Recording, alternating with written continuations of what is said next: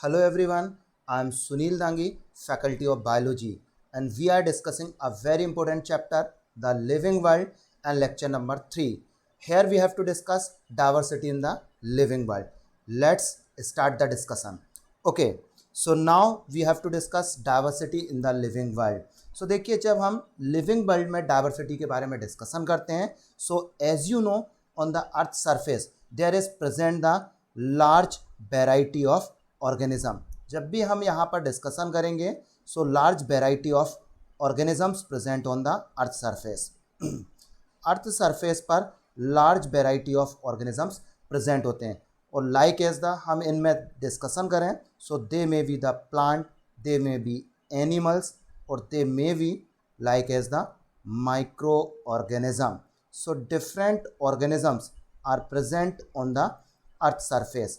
देखिए जब हम प्लांट्स देखें सो प्लांट्स में भी यहाँ पर वेराइटी ऑफ प्लांट्स प्रेजेंट होते हैं. So variety of plants that's means plants में भी लाइक एज द हर्ब्स हो सकते हैं and they may be shrubs और दे मे बी ट्रीज.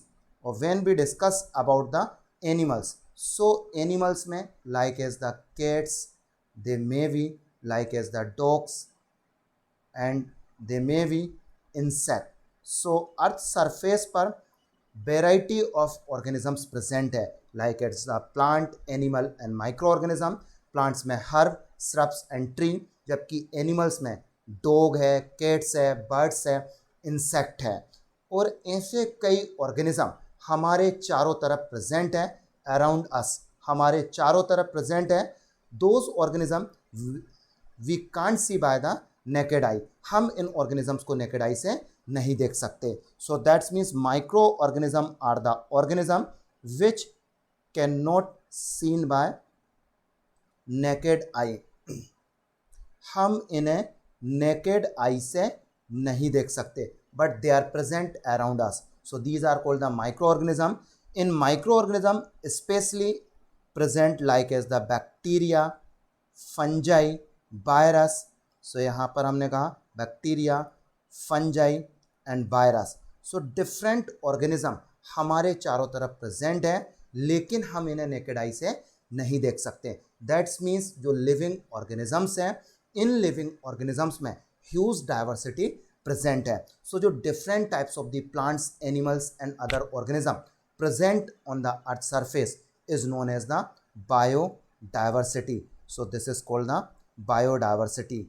सो आप लोगों को क्लियर हुआ होगा बायोडाइवर्सिटी क्या है. Okay, now we have to further discuss when we discuss about the biodiversity.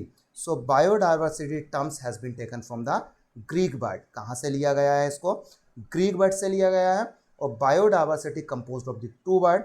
First word is called the BIOS and BIOS means the life and second word is called the diversity that's means the form. So biodiversity means the different forms of the life present on the earth surface is known as the biodiversity. Excuse me. जब हम biodiversity के बारे में discussion करते हैं तो यहाँ पर different forms of organism present है. इन ऑर्गेनिजम्स की डिफरेंट स्पीसीज है like as the fungi, algae, plants और एनिमल्स. अब ये ऑर्गेनिज्म प्रेजेंट होते हैं डिफरेंट हैबिटेट्स में. सो हमने यहाँ पर बताया जितने भी हम ऑर्गेनिजम्स के बारे में डिस्कशन कर रहे हैं these organism also present in the various habitats. ये डिफरेंट हैबिटेट्स में है और इनके हैबिटेट्स को हम समझें सो हैबिटेट्स में भी द टेरेस्ट्रियल हैबिटेट और they may be present in the aquatic habitat also. So हमने अभी तक समझाया bios means the life and diversity means the form. Different forms of the life और या different forms of the organism present on the earth surface is known as the biodiversity. So biodiversity को हम दूसरी language में भी define कर सकते हैं. That's means the degree of variation of life forms on earth is known as the biodiversity. अब हम इस बायोडाइवर्सिटी को समझते हैं. सो देखिए हम समझें अकॉर्डिंग टू द IUCN. अब IUCN का फुल फॉर्म क्या है? सो याद रखें this is the important point और नीट एम्स में कई बार पूछा भी गया है. सो याद रखिए IUCN international union of conservation of nature and natural resources. इसके फुल फॉर्म को आपको याद रखना है। IUCN क्या है? International union of conservation of nature and natural resources. जब हम IUCN के अकॉर्डिंग डिस्कशन करते हैं, सो अर्थ सरफेस पर approximately 1.7 to 1.8 million species known and describe है। तो यहाँ पर हमने क्या कहा? 1.7 to 1.8 मिलियन स्पीसीज क्या है? नोन एंड डिस्क्राइब है according to the IUCN data. लेकिन यदि हम अनुमान लगाएं लगभग कितनी स्पीसीज अर्थ सरफेस पर प्रेजेंट होगी, so according to the estimation लगभग ये इमेजिनेशन किया जाता है 5 to 30 million species present on the earth. So हमने यहाँ पर क्या कहा? लगभग कितनी स्पीसीज प्रेजेंट है? Present on earth. अर्थ पर लगभग 5 to 30 मिलियन स्पीसीज प्रेजेंट है, लेकिन उनमें से अभी सिर्फ और सिर्फ 1.7 to 1.8 मिलियन स्पीसीज को ही नोन एंड डिस्क्राइब कर पाए।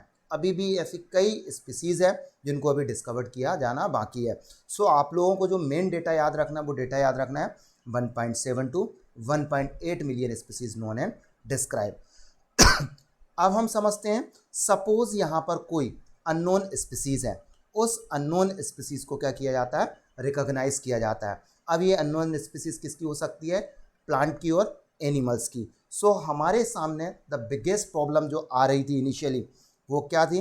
जितने भी प्लांट्स हैं या फिर हमने कहा एनिमल्स है, इन प्लांट्स और एनिमल्स को जब रिकॉग्नाइज किया जाता है, सो इन प्लांट्स एंड एनिमल्स के क्या होते हैं?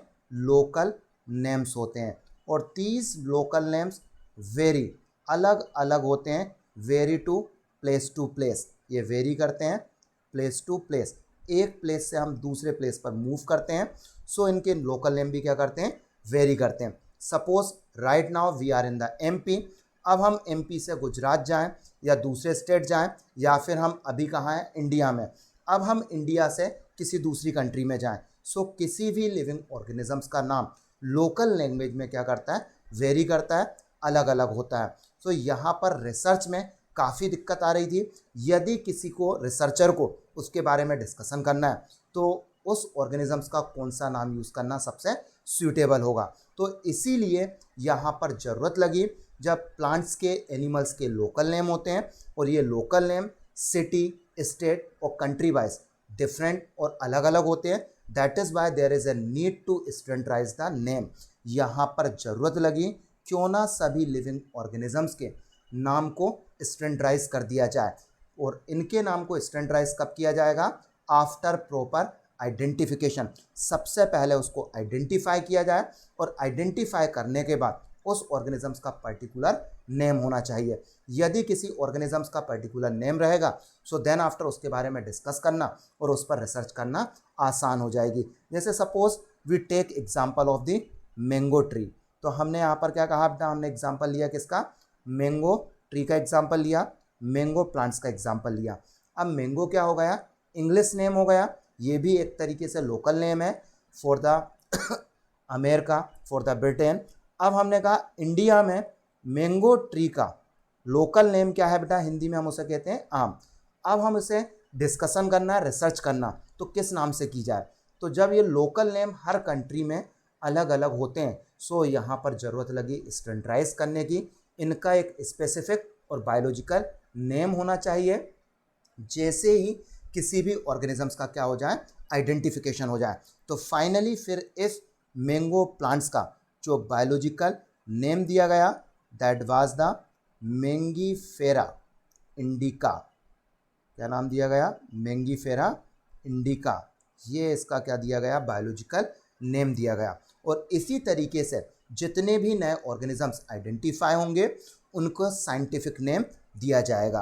अब हम समझते हैं कि देखिए, जब साइंटिफिक नेम देने का डिस्कशन हुआ, सो जितने भी साइंटिस्ट थे उन्होंने आपस में डिस्कशन किया और डिस्कशन करने के बाद इंटरनेशनली एक्सेप्टेड सिस्टम के अकॉर्डिंग एक सिस्टम जनरेट किया गया, नोमेनक्लेचर सिस्टम। तो यहाँ पर हमने क्या कहा? साइंटिस्ट ने आपस में डिस्कशन किया और डिस्कशन करने के बाद internationally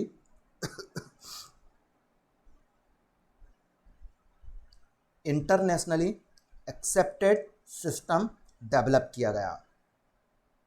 so develop the internationally accepted system for naming the organism.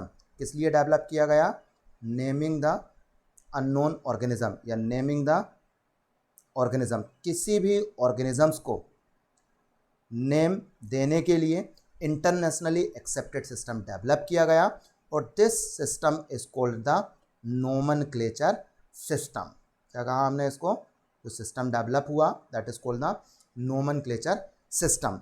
अब देखिए, जब हम नोमेनक्लेचर सिस्टम के बारे में डिस्कशन करते हैं तो सबसे पहले कोई भी अननोन ऑर्गेनिज्म हमें किसी भी एरिया में मिलता है तो उस अननोन ऑर्गेनिजम्स को सबसे पहले क्या करना है? आइडेंटिफाई करना है। उसका आइडेंटिफिकेशन होगा और देन आफ्टर आइडेंटिफिकेशन के बाद उसका नोमेनक्लेचर किया जाएगा। अब नोमेनक्लेचर जब किसी भी ऑर्गेनिजम्स का होगा तो नोमेनक्लेचर्स के लिए कुछ रूल्स एंड रिकमेंडेशंस दिए गए। So now we have to discuss about the rules and recommendation of the nomenclature. So देखिए, जो वेरियस बायोलॉजिस्ट थे इन्होंने एक डेफिनेट प्रोसीजर को फॉलो किया और इस डेफिनेट प्रोसीजर के थ्रू उन्होंने क्या किया? ऑर्गेनिजम्स का identification, nomenclature and classification. So generally हम देखें जितने भी ऑल ओवर वर्ल्ड से साइंटिस्ट थे उन्होंने एक यूनिफॉर्म सिस्टम डेवलप किया और इस यूनिफॉर्म सिस्टम के अकॉर्डिंग किसी भी अननोन ऑर्गेनिजम्स का क्या किया जाएगा? नोमेनक्लेचर किया जाएगा। मेनली हम जब नोमेनक्लेचर सिस्टम के बारे में डिस्कशन करते हैं so in biology there is mainly two famous nomenclature system. First is called the ICZN and second one is called the ICBN. So हमने यहाँ पर कहा जितने भी साइंटिस्ट थे इन साइंटिस्ट ने आपस में मिलकर क्या दिया? 2 इंटरनेशनल कोड्स दिए जिसके कारण हम जितने भी अननोन ऑर्गेनिजम्स हैं उनको आइडेंटिफिकेशन करने के बाद एक स्पेसिफिक या सिंगल नेम दे सकें और इस सिंगल नेम से उस ऑर्गेनिजम्स को ऑल ओवर वर्ल्ड में जाना जाएगा। अब हमने कहा मेनली 2 सिस्टम दिए। पहला हमने क्या कहा? ICZN and second is called the ICBN. ICZN means the international code of zoological nomenclature. So this is called the international code of zoological nomenclature. So यहाँ पर हमने क्या कहा? ICZN is called the International Code of Zoological Nomenclature. When we discuss about the full form of ICBN, ICBN means the International Code of Botanical Nomenclature. So this is known as the International Code of Botanical Nomenclature. So this is called the Botanical Nomenclature. So you have to understand जब भी किसी भी animals का nomenclature किया जाएगा so that will be according to the ICZN और जब भी किसी भी प्लांट्स का नोमेनक्लेचर किया जाएगा that will be according to the ICBN. तो हमने यहाँ पर क्या कहा? ICBN के अकॉर्डिंग नोमेनक्लेचर किया जाएगा किसका? प्लांट्स का. क्लियर है? अब हम देखते हैं ICNCP. तो ICNCP क्या है? International code of nomenclature for cultivated plant. So this is called the International Code of Nomenclature for cultivated plant. जितने भी cultivated plants हैं इन cultivated plants के लिए जो दिया गया that is called the ICNCP. So जब भी हम किसी भी प्लांट्स का नोमेनक्लेचर करते हैं बॉटनी में सो प्लांट्स के नोमेनक्लेचर के लिए जो यूनिवर्सली एक्सेप्टेड सिस्टम यूज़ होता है that universally accepted system is the ICBN and ICNCP के थ्रू हम उसका नोमेनक्लेचर करते हैं. अब आपको समझना है ICNB. ICNB क्या है? तो ICNB means the international code of nomenclature of bacteria. So this is called the international. So this is known as international code of nomenclature of bacteria. So this is the nomenclature of bacteria. जब भी किसी भी bacteria का nomenclature होगा तो वो bacteria का nomenclature कौन से कोड के अकॉर्डिंग होगा, ICNB। अब सपोज वायरस के नोमेनक्लेचर का हम डिस्कशन करें, सो वायरस का नोमेनक्लेचर होता है ICVCN के through, that is called the international code of virus classification. तो यहाँ पर हमने कहा this is called the international code of virus classification and nomenclature. So इस तरीके से किसी भी अननोन ऑर्गेनिजम्स को आइडेंटिफाई करने के बाद according to the universally accepted system के अकॉर्डिंग उसका नोमेनक्लेचर किया जाता है। मोस्ट कॉमनली आपको याद रखना है ICBN और ICZN। ICBN international code of botanical nomenclature, ICZN international code of zoological nomenclature. So ये आप लोगों को याद रखना है। आई होप आप लोगों को लेक्चर समझ में आया होगा, और यदि आप लोगों को लेक्चर समझ में आया so like, subscribe and share my channel. Thank you very much.